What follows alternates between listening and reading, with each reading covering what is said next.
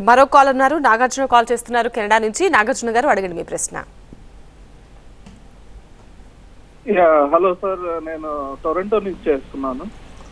చెప్పండి. వైఎస్ఆర్సీపీ పథకాలు అవి కూడా బాగున్నాయి సార్, కానీ ఈ ఐటీ రిలేటెడ్ మన ఆంధ్రాలో కంపెనీస్ ఎంతవరకు ఈసారి మీరు గెలిస్తే మీ ప్రభుత్వం వచ్చే అవకాశాలు ఉన్నాయి సార్?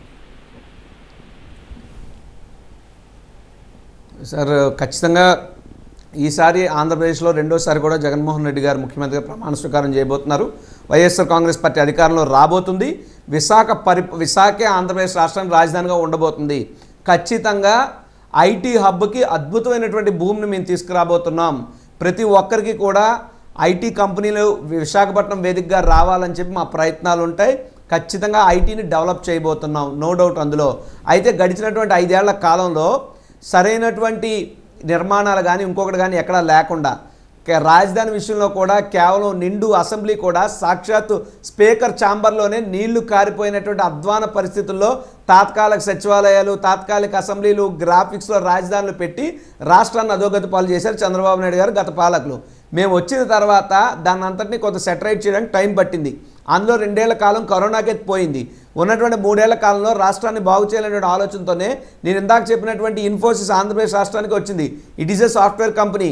లేదు అనుకుంటే ర్యాన్స్టాండ్, అది ఐటీ కన్సల్టెంట్ కంపెనీ.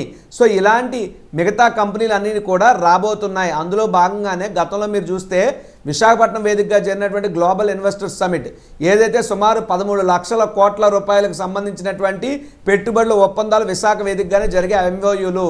ఈరోజు రిలయన్స్ అంబానీ వారు వారి డైరెక్టర్స్తో మీటింగ్కి రావడం జరిగింది, లేదా ఆదిత్య బిర్లా గ్రూప్ వారు రావడం జరిగింది, లేదా ఓబ్రాయ్ వారు రాయడం జరిగింది.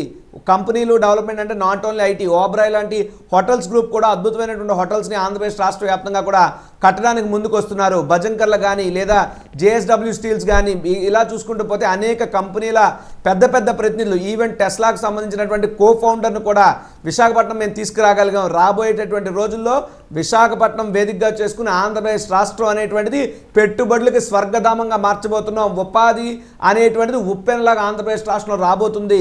ఆ రకంగా జగన్మోహన్ రెడ్డి గారి నాయకత్వంలో సరైనటువంటి ప్రణాళికలతో మేము ముందుకు వెళ్ళబోతున్నాం అని చెప్పి కూడా తెలియజేస్తున్నాను.